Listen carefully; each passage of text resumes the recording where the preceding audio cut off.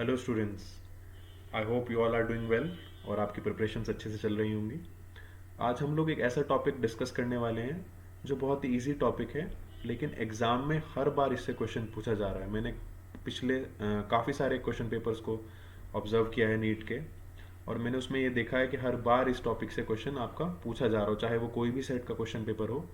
एक क्वेश्चन इस टॉपिक से हर बार पूछा जा रहा है। तो ये बहुत ही आसान टॉपिक है। आज हम इस टॉपिक को देखेंगे और इस पर कुछ क्वेश्चंस भी सॉल्व करेंगे। तो स्टार्ट करते हैं without wasting any moment. Empirical and molecular formula. तो पहले एम्पेरिकल फार्मूला को देखते हैं कि एम्पेरिकल फार्मूला क्या है। Empirical formula of a compound gives the simplest whole number ratio. तो आपको यहाँ क्या मिलता है? सिंपलेस्ट होल नंबर रेशो मिलता है of different elements present in one molecule of the compound. तो जैसे मान लीजिए आपके पास कोई फॉर्मूला है, मान लीजिए आपके पास कोई कंपाउंड है जिसका फॉर्मूला है A2B4C6। सपोज करिए ये उसका फॉर्मूला है, मॉलिक्यूलर फॉर्मूला। तो एम्पेरिकल फॉर्मूला क्या होगा? जो इनके बीच में एक हमें सिंपल रेशियो दे देगा। 2, 4 और 6 के बीच में हमें कैसे मिल जाएगा? अगर हम डिवाइड करेंगे तो 1, 2, 3। तो हमें रेशियो मिल गया ए, बी और सी के बीच में 1:2:3। तो ये एक हमारा सिंपल होल नंबर रेशियो आ गया। जो तीनों एलिमेंट्स हमारे इस कंपाउंड में प्रेजेंट थे उनके बीच में एक सिंपल रेशियो हमें मिल गया। तो एम्पेरिकल फॉर्मूला हमें इसी के बारे में बताता है। तो एम्पेरिकल फॉर्मूला क्या हो जाएगा इस कंपाउंड का? A B2C3। ये इसका हो जाएगा एम्पेरिकल फॉर्मूला। तो एम्पेरिकल फॉर्मूला के लिए आपको एक डेटा मिलेगा, क्वेश्चन में एक डेटा मिलेगा। कोई भी एक कंपाउंड होगा जिसमें कुछ डेटा होगा, गिवन डेटा होगा, कार्बन का एस्टिमेशन, हाइड्रोजन का एस्टिमेशन, जो भी एलिमेंट्स प्रेजेंट होंगे उस डेटा को एनालाइज करते हुए हम लोग एक एम्पेरिकल फॉर्मूला वहां से डिराइव करेंगे। तो एम्पेरिकल फॉर्मूला, जैसे कि आप इस सेकंड स्टेटमेंट में देख सकते हैं, empirical formula gives the information about the ratio of number of atoms present, number of atoms in the compound. तो जो भी आपके एलिमेंट्स कंपाउंड में प्रेजेंट हैं, जैसे यहाँ पर ए बी सी थे, उनके बीच में सिंपलेस्ट क्या रेशियो है, वही हमें एम्पेरिकल फॉर्मूला बताता है। ओके। तो मॉलिक्यूलर फॉर्मूला में क्या बताता है? मॉलिक्यूलर फॉर्मूला में बताता है एग्जैक्ट नंबर या फिर एक्चुअल नंबर। मॉलिक्यूलर फॉर्मूला बताता है हमें actual number of each different atom present in a molecule. कहने का मतलब वही है, जो जो डिफरेंट एटम या एलिमेंट प्रेजेंट हैं मॉलिक्यूल में, उनमें एक्चुअल क्या रिलेशन है। तो एक्चुअल तो यहाँ रिलेशन जो था ए बी और सी में, वो कितना था? A2 था, B4 था, C6 था। ये एक्चुअल था। आई होप आप इस बात को समझ गए होंगे। लेट्स मूव अहेड कि मॉलिक्यूलर फार्मूला और एम्पेरिकल फार्मूला क्या है। ये बिल्कुल ऐसे ही है जैसे एक बिल्डिंग का एक पहले बेसिक स्केलेटन हम लोग खड़ा करते हैं। तो एक बेसिक स्केलेटन जो है वो हमारा है एम्पेरिकल रिलेशन, और जो बन के तैयार हो जाती है बिल्डिंग, जो एग्जैक्ट एक्चुअल जो शेप आती है बिल्डिंग की, वो क्या है? हमारा एक मॉलिक्यूलर फार्मूला है। ठीक है। जैसे कि हम लोग एक बेंजीन का देख सकते हैं। बेंजीन का फॉर्मूला होता है C6H6। चलिए मैं इसको इधर लिख देता हूँ नीचे, C6H6। ये बेंजीन का फॉर्मूला होता है, आप सबने पढ़ा है। तो ये क्या है? मॉलिक्यूलर फॉर्मूला है। इसमें एक्चुअली बता रहा है कि कार्बन के 6 और हाइड्रोजन के भी 6 एटम्स प्रेजेंट होंगे। अगर हम इसका एम्पेरिकल फॉर्मूला देखें तो रेशियो क्या आएगा इसमें? 1:1 आएगा। कार्बन और हाइड्रोजन का रेशियो क्या आएगा? 1:1 का रेशियो आ जाएगा। तो यही हमारा मॉलिक्यूलर फॉर्मूला होगा, सॉरी यही हमारा एम्पेरिकल फॉर्मूला होगा। CH will be our empirical formula. ठीक है। अब इन दोनों के बीच में हम रिलेशन देखते हैं कि रिलेशन क्या है दोनों के बीच में। Relation between molecular formula and empirical formula. तो ये हमने फॉर्मूला लिखा है, मॉलिक्यूलर फॉर्मूला और एम्पेरिकल फॉर्मूला के बीच जो रिलेशन है वो ये रहा। कैसे निकालेंगे देखिए। जैसे मान लो आपको एक एम्पेरिकल फॉर्मूला दिया है CH3O, CH3, या फिर ऐसे ले लीजिए C2H3O4।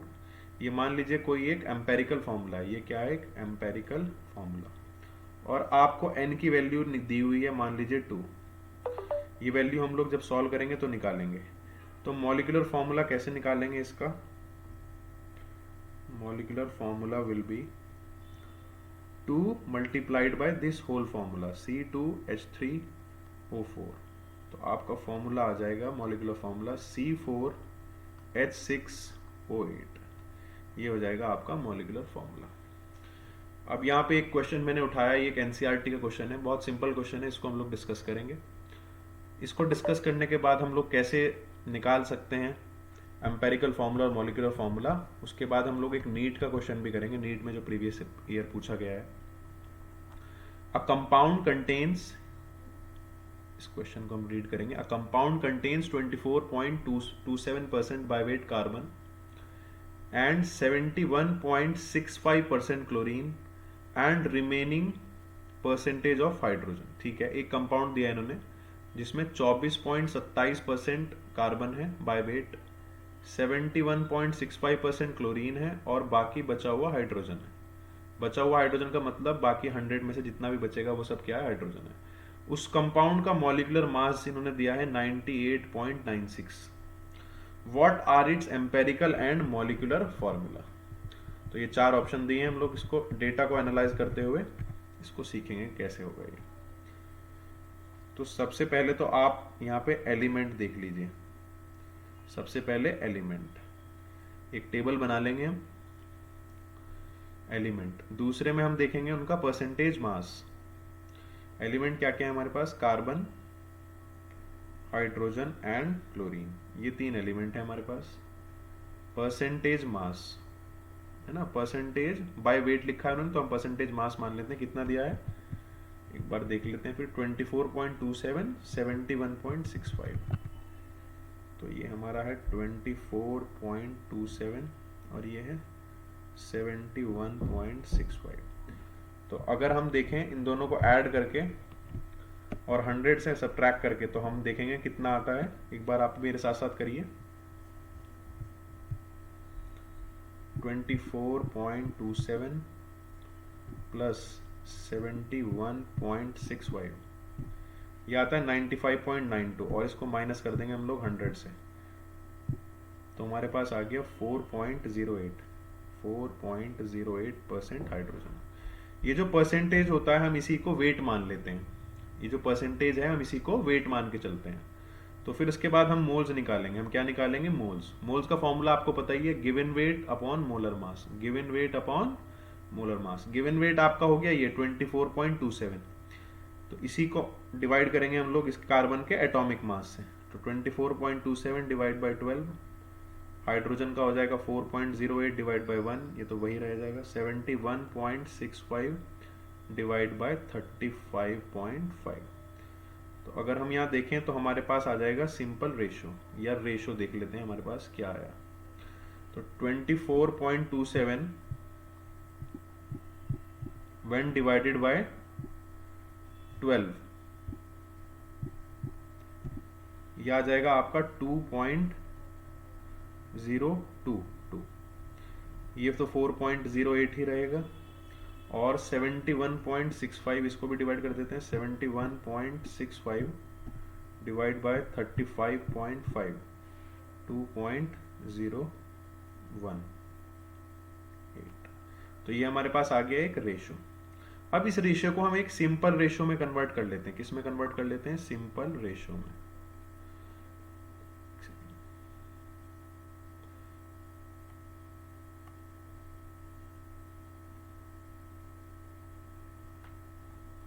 तो सिंपल रेशियो में जब हम कन्वर्ट करते हैं तो उसका तरीका सीखें। इनमें जो सबसे छोटा नंबर है उस नंबर से सबको डिवाइड कर देते हैं। इनमें जो भी सबसे छोटा नंबर है उस नंबर से हम इसको डिवाइड कर देते हैं। तो देखिए क्या नंबर है, 2.022 और 2.018, तो ऑलमोस्ट इक्विवेलेंट ही है। तो इनसे डिवाइड करेंगे तो 2.022 को 2.022 से जब आप डिवाइड करेंगे तो 1 आ जाएगा आपका, ऑलमोस्ट नियरली इक्वल टू 1 ही आएगा। फिर 4 से करेंगे तो नियरली इक्वल टू 2 आ जाएगा, और यहाँ पे तो 1 ही आएगा। तो हमारे पास एक सिंपल रेशो आ गया कार्बन, हाइड्रोजन और क्लोरीन के बीच में। क्या क्या आ गया, C1 है, 1 हम लिखते नहीं है जनरली फॉर्मूले में, H2 है और Cl आपका Cl हो गया आपका 1। तो ये आ गया हमारे पास एम्पेरिकल फॉर्मूला। आई होप आपको ये समझ में आया होगा कैसे हम लोग एम्पेरिकल फॉर्मूला निकालते हैं। इस एम्पेरिकल फॉर्मूला को निकालने के बाद हम एम्पेरिकल फॉर्मूला का मास निकालते हैं। एम्पेरिकल फॉर्मूला का मास निकालते हैं। तो देखिए एम्पेरिकल फॉर्मूला का मास निकालेंगे क्या आया। तो CH2Cl आपका आया एम्पेरिकल फॉर्मूला। इसका मास निकालेंगे तो कितना आ जाएगा, 12 प्लस 1 इंटू 2 प्लस 35.5 इंटू 1। तो ये आ जाएगा ऑलमोस्ट आपका कितना, 12 प्लस 2 14 और 35.5 49.5। अब आपको क्या करना है, इन्होंने एक इस क्वेश्चन में मॉलिक्यूलर फॉर्मूला आपसे पूछा है, what are its empirical and molecular formula. तो एम्पेरिकल तो हम लोग निकाल चुके हैं, मॉलिक्यूलर फॉर्मूला भी हम लोग निकालेंगे। मॉलिक्यूलर फॉर्मूला निकालने के लिए हमें n की जरूरत पड़ेगी, क्योंकि अगर हम रिलेशन देखें तो molecular formula is equal to ये वाला relation, molecular formula is equal to n into empirical formula.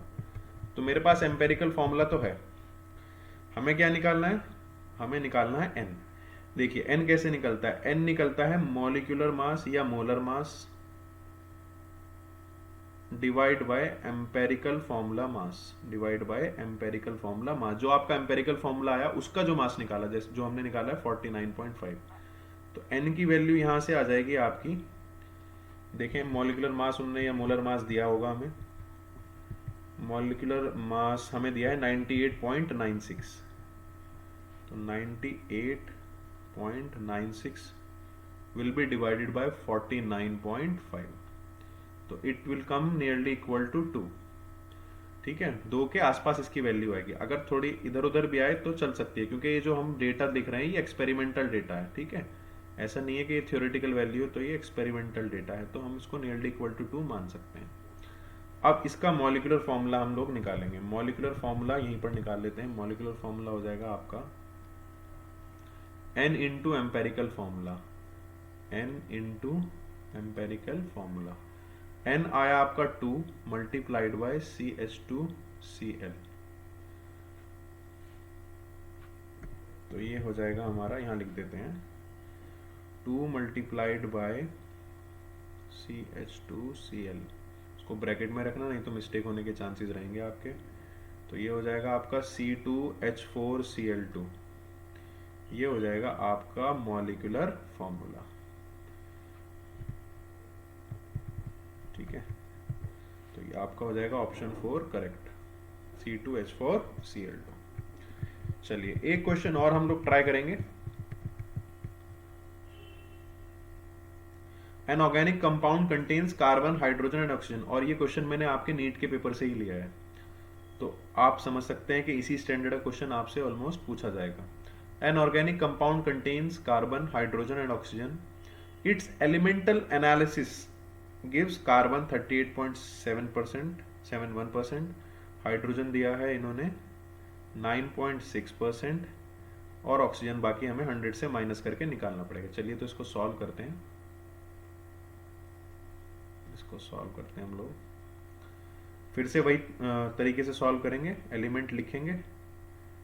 तो यहां लिख लेते हैं एलिमेंट,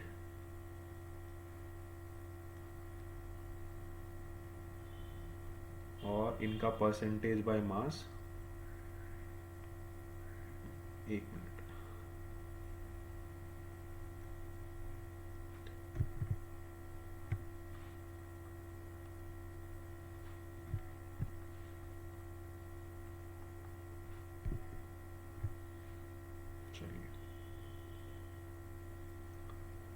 तो एलिमेंट है हमारे पास, कार्बन है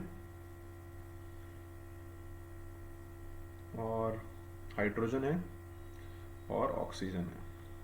ठीक है, परसेंटेज इनकी लिखेंगे हम लोग। कार्बन दिया है आपको 38.71, जो डेटा लिखा है एग्जैक्ट डेटा हम लोग यहाँ लिख लेंगे 9.67, और ऑक्सीजन आ जाएगा आपका, ऐड करके देख लेते हैं 38.71 प्लस 9.67 और इसको कर दीजिए 100 से माइनस, तो ये आ जाएगा 51.62। तो ये आ गया हमारे पास परसेंटेज वेट। अब निकालना है नेक्स्ट स्टेप में आपको, अब तो स्टेप्स भी आपको याद हो गए होंगे, मोल्स निकालेंगे। चलिए तो मोल्स निकालने के लिए कार्बन को करेंगे इसके एटॉमिक मास 12 से डिवाइड, सबको पता ही है। 9.67 को 9.67 को 1 से डिवाइड करेंगे जो कि हाइड्रोजन का एटॉमिक मास है, और ऑक्सीजन को करेंगे 51.62 को 16 से डिवाइड, इसके एटॉमिक मास है। तो मोल्स के बाद हमें यहाँ रेशो मिल जाएगा। तो रेशो देखते हैं कितना आता है, 38.71 डिवाइड बाय 12, ये आ जाएगा आपका 3.22, 9.67 ही आएगा ये तो, और 51.62 आप मेरे साथ करते हुए चलिए अपनी नोटबुक में, divided by 16, it will come 3.22 again. तो फिर इसको, इस सारे नंबर्स को हम लोग एक सिंपल रेशियो में कन्वर्ट करते हैं। उसको कन्वर्ट करने के लिए मैंने अभी आपको तरीका बताया, जो भी इनमें सबसे छोटा नंबर होगा 3.22, 9.67 एंड 3.22, इसमें से सबसे छोटे नंबर से सबको डिवाइड कर देंगे। तो 3.22 ही है यहाँ पे smallest number, so will divide 3.22 by 3.22, 9.67 को भी डिवाइड करेंगे, 9.67 डिवाइडेड बाय 3.22, तो ये आ जाएगा आपका 3.003, मतलब नियरली इक्वल टू 3 आ जाएगा, नियरली इक्वल टू 3, और यहाँ आएगा आपका 1। तो हमें रेशियो भी मिल गया कार्बन, हाइड्रोजन और ऑक्सीजन के बीच में। कार्बन 1 है, हाइड्रोजन 3 है और ऑक्सीजन 1 है। ठीक है, तो इन्होंने पूछा क्या आपसे, इसमें एम्पेरिकल फॉर्मूला ही पूछा है सिर्फ, तो आपका आंसर हो जाएगा CH3O। CH3O, इतना आसान आंसर है। ऑप्शन बिल्कुल साफ साफ दिए हुए हैं आपको, ये करेक्ट ऑप्शन होगा आपका CH3O। ठीक है, तो एम्पेरिकल फॉर्मूला आप ऐसे डायरेक्टली निकाल सकते हैं, 2 मिनट में आप इसको सॉल्व कर लेंगे और आप इजीली इससे अपना एक क्वेश्चन करेक्ट कर सकते हैं। मॉलिक्यूलर फार्मूला कैसे निकालना है एम्पेरिकल फार्मूला से, वो भी मैंने आपको तरीका बता दिया। पहले आप n निकालेंगे और n को मल्टीप्लाई करा देंगे एम्पेरिकल फार्मूला से। n निकालने के लिए आपको मॉलिक्यूलर मास को डिवाइड करना पड़ेगा एम्पेरिकल फार्मूला मास, जो आप एम्पेरिकल फार्मूला निकालेंगे उसका जो मास आएगा उससे डिवाइड करना पड़ेगा, यहाँ से आपके पास n आ जाएगा। चलिए, तो आज इतना ही रखेंगे। इसके बाद आपको क्या टॉपिक पढ़ना है वो आप मुझे बता सकते हैं, आप लोग मुझे मैसेज कर सकते हैं।